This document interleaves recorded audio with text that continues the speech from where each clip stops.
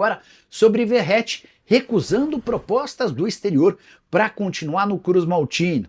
Verratti foi alvo nos últimos dias de uma sondagem do Boca Juniors. Antes, times dos Emirados e do Catar já haviam prometido um caminhão de dinheiro, ofertas que se aproximariam de R$ 1 milhão para que ele trocasse o Vasco por esses times na próxima temporada.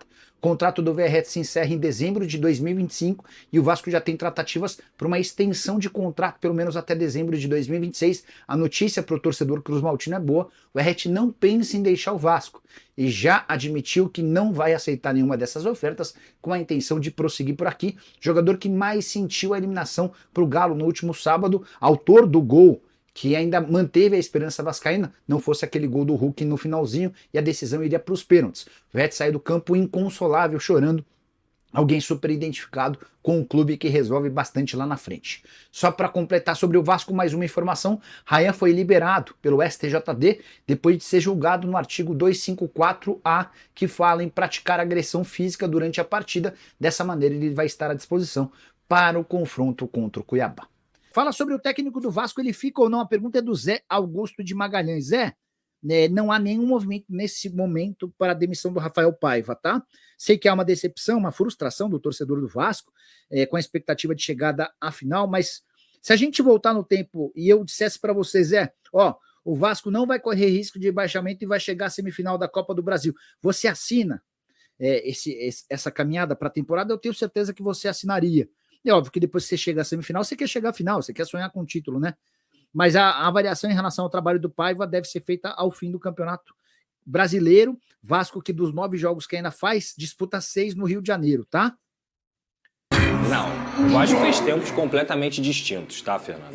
Primeiro a gente tem que lembrar o seguinte: uma coisa é você avaliar o contexto da temporada do Vasco e outra coisa é a gente avaliar a semifinal da Copa do Brasil. E quando eu digo avaliar a semifinal da Copa do Brasil, não é só o segundo jogo não, é o primeiro jogo também. Então quando a gente vai criticar o que aconteceu na semifinal da Copa do Brasil, jamais é esquecendo tudo o que aconteceu no contexto da temporada do Vasco. Que o Vasco chegou longe na semifinal da Copa do Brasil para o time limitado que tinha, que o Vasco até então estava numa situação tranquila no Campeonato Brasileiro, e tudo isso é fruto do trabalho do Rafael Paiva, tudo isso é fruto da reestruturação que a diretoria conseguiu fazer ali, resgatando o espírito um pouco do Vasco nesses atletas e também no treinador. Agora, isso não pode deixar também aqui de criticar o que aconteceu nas duas semifinais. No primeiro jogo, o Rafael Paiva escolhe, isso aqui é informação, o João Vitor estava 100%, e o Rafael Paiva escolhe o Léo e o Maicon na zaga. O que acontece? O Vasco abre o placar com 1-0, depois toma 2 gols na falha do Léo Pelé. Ponto, passou.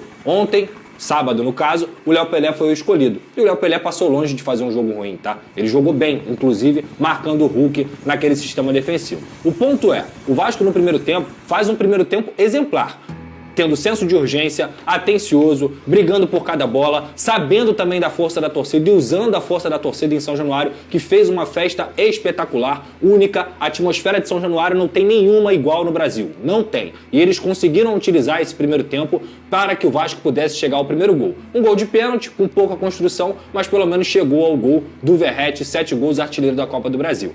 Quase fez o segundo no chute do Puma Rodrigues, que o Everson faz uma belíssima defesa ali no fim do primeiro tempo.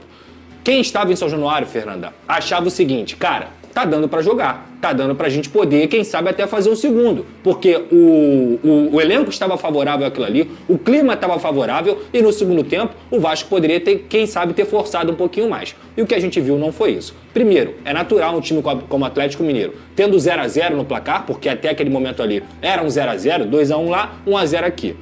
Chegar um pouco mais, pressionar um pouco mais o Vasco, ter um pouco mais de jogadores, mais posse de bola, inclusive não tem problema nenhum nisso, porque a estratégia do Vasco era ser realmente um time reativo. O ponto é, gente, as pessoas que estão falando que o Vasco fez um bom segundo tempo, elas assistiram outro jogo. O Vasco não fez um bom segundo tempo, o Vasco não chutou a gol no segundo tempo, o Vasco não jogou absolutamente nada para fazer o segundo gol no segundo tempo. Muito pelo contrário, o Vasco se acomodou com 1-0, quis levar a partida para os pênaltis, e as mexidas do Rafael Paiva mostram isso. isso? Quando com 20 minutos o Felipe Coutinho, que correu demais no primeiro tempo, não se aguentava mais em campo e ele não oxigenou o time tirando o Felipe Coutinho. Pra piorar, ele coloca o Ryan na esquerda, sendo que esse garoto joga muito melhor na direita e já demonstrou isso algumas vezes, e ele coloca o Rossi na direita. Gente, o Rossi é um jogador que o Vasco fez força para sair na janela de transferências. O Vasco não queria mais o Rossi no elenco. Ele ficou fora de algumas listas de relacionados. E aí no jogo mais importante do ano, você coloca o Rossi na direita, não tem explicação. O Payet foi entrar com 88 minutos do segundo tempo.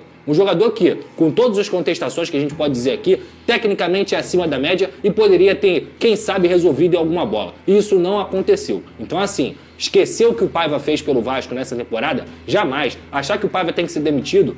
Jamais também. Agora, não olhar os erros dele e esse protecionismo bizarro numa semifinal de Copa do Brasil, que o Vasco colocou 40 mil pessoas em São Januário, 20 dentro e 20 fora. E aí achar que tá tudo bem, que tá tudo normal, tem que ser sempre esse conformismo, sempre esse negócio de que, tá bom, chegamos até aqui, tudo bem, com o segundo tempo que o Vasco não produziu pra fazer gol. Desculpa, eu não gosto disso. Eu jamais vou me satisfazer com isso. Legal, chegamos à semifinal, time limitado, mas o Vasco poderia mais, pelo campo e bola, pelo que apresentou dentro do campo e bola, e pelas escolhas que foram feitas. O Vasco tinha no primeiro tempo o Alex Teixeira, que lá no primeiro jogo entrou 20 minutos, depois ele parou de entrar. Não entrou contra o Juventude praticamente, não entrou contra o São Paulo e não entrou mais. O Vasco fez 2 contratações nessa janela. Jean, Davi e o Maxime. Os jogadores não entraram no jogo. Eles não entraram para ser soluções. Quem entrou foi o Rossi, que era um jogador descartado. E isso aqui também é uma crítica à diretoria. Gastou-se quase 20 milhões nesses 2 jogadores e eles não são utilizáveis. Não gastou-se dinheiro, por exemplo, na contratação de um zagueiro e o Vasco sofreu com isso. A gente falou aqui, grave erro na janela de transferências, não trazer um zagueiro. Tá aí, dentro de campo isso foi escancarado. Então a culpa não é só do Paiva. A culpa também tem a ver com um grupo de jogadores que foi ao seu limite, mas também que alguns jogadores deixaram de desempenhar o que a gente esperava. E a culpa também é da diretoria, que fez uma janela que claramente não atacou as urgências que o Vasco tinha e o Vasco sofreu, não conseguindo chegar na final da Copa do Brasil. Tá tudo bem, tá tudo certo? Pra mim não serve. Uma coisa é olhar o contexto da temporada, outra coisa é olhar essa semifinal. O Vasco poderia ter passado a final, e o Vasco não passou porque se sentou no resultado que tinha de um 0-0, um comodismo para levar para pênalti de São Januário. Não deveria ser assim, até porque o Atlético Mineiro não joga nada desse futebol todo. Tinha um jogador que foi decisivo, que é o Hulk, que provavelmente é o melhor jogador do Brasil, e não conseguiu nada além disso. Isso é mérito do Vasco? Não, o Vasco simplesmente parou de jogar no segundo tempo. Então é por isso que eu falei, esse time não vence há 8 jogos, e esse time tem uma decisão importantíssima na quinta-feira contra o Cuiabá no Campeonato Brasileiro. Abre o olho, porque esse negócio de 10ª colocação no Campeonato Brasileiro é ilusório. O Vasco está a 5 pontos da zona do rebaixamento. Abre o olho. 8 jogos sem vencer. Time grande tem que ser cobrado. Esse negócio de não tem que ser cobrado, isso é conformismo de time pequeno. E o Vasco não é time pequeno. Saudações vascaínas.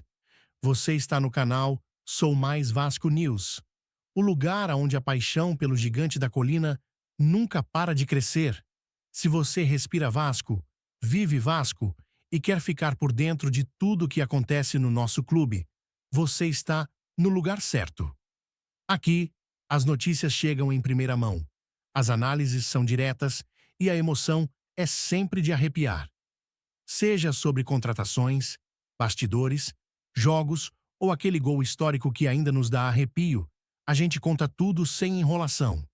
Já deixa o seu like, se inscreva no canal, porque aqui a voz da torcida é prioridade. Chega mais, porque o Sou Mais Vasco News começa agora. E teve treta entre presidente Pedrinho e a torcida nas redes sociais. Pedrinho explica bloqueios de torcedores em suas redes. Ofensas ultrapassaram os limites da crítica à gestão. O relacionamento entre Pedrinho e a torcida do Vasco vive um momento delicado.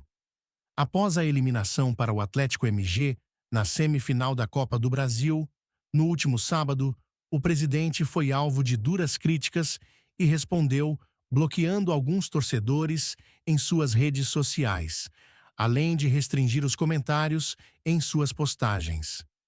Desde que assumiu a presidência em janeiro deste ano, Pedrinho tem utilizado com frequência sua conta no Instagram para divulgar informações sobre o clube e comunicar-se com os torcedores.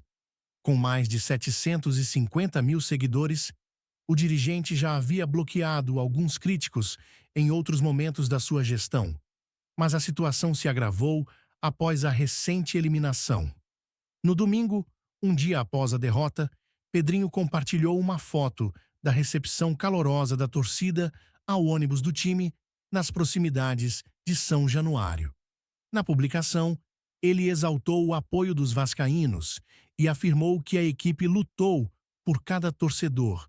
No entanto, a publicação foi rapidamente inundada por comentários negativos, muitos deles referentes à confusão na venda de ingressos para a partida contra o Atlético MG.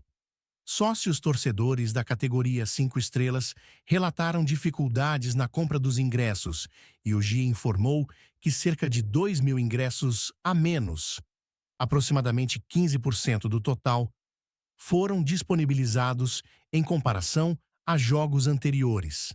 Até o momento, Pedrinho não se pronunciou diretamente sobre essa questão. Além disso, as críticas também apontam para a demora nas negociações envolvendo a venda da SAF e as contratações realizadas durante a última janela de transferências, o que gerou ainda mais insatisfação entre os torcedores. Minutos após a enxurrada de críticas, o presidente decidiu apagar a publicação.